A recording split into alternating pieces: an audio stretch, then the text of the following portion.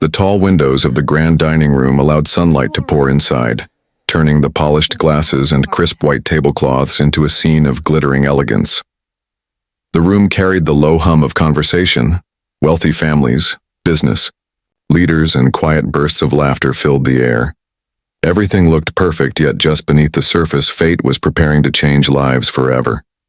At one corner of the hall sat an elderly woman in a deep emerald dress. Her face carried decades of sorrow, though her posture still showed dignity. As a young waitress leaned over to pour water, the woman looked up, and her entire world froze. Her hand trembled as she reached forward, her lips parting in shock. Her eyes flooded with tears as she whispered words that broke the calm of the room. "You have my daughter's eyes."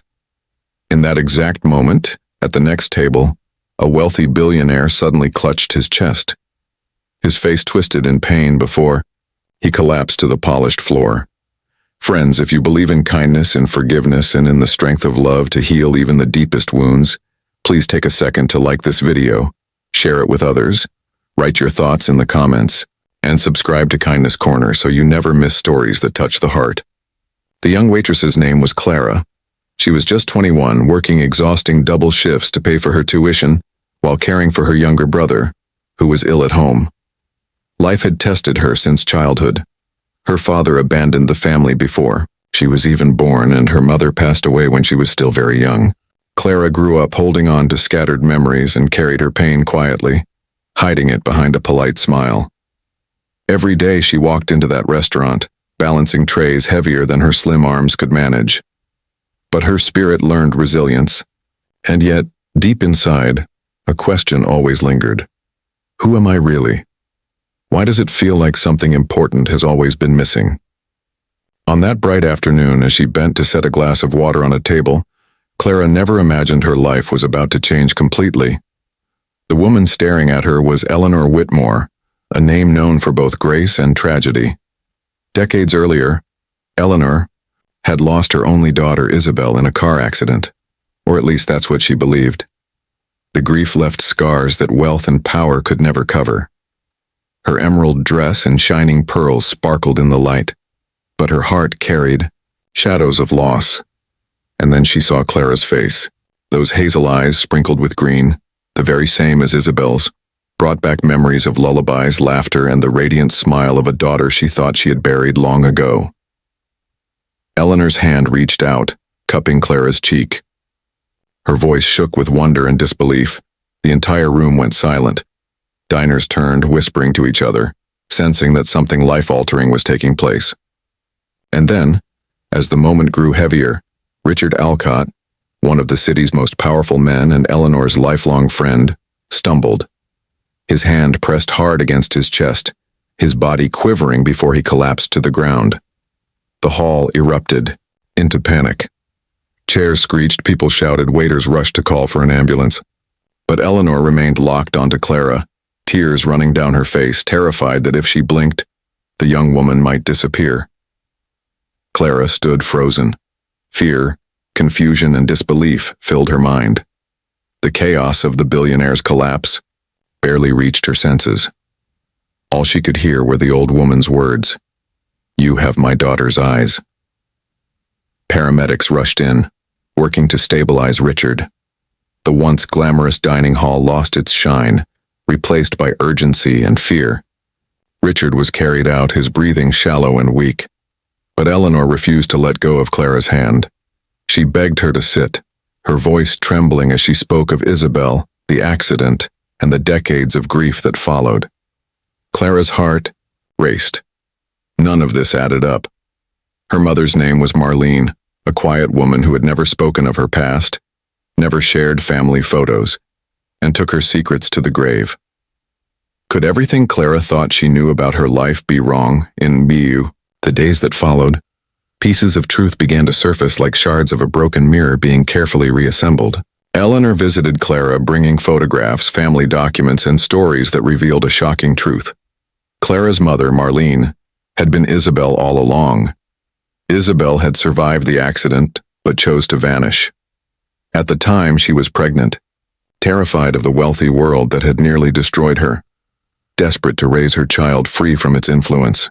She started a new life in hiding, raising Clara far away from the power and control of her past. Clara was the granddaughter Eleanor had mourned without even knowing she existed. At the same time, Richard's collapse exposed secrets of his own. For decades, he had carried the knowledge that Isabel lived but chose to remain silent. His heart attack was not only physical, it was years of guilt crashing down. From his hospital bed, he could no longer hide behind arrogance.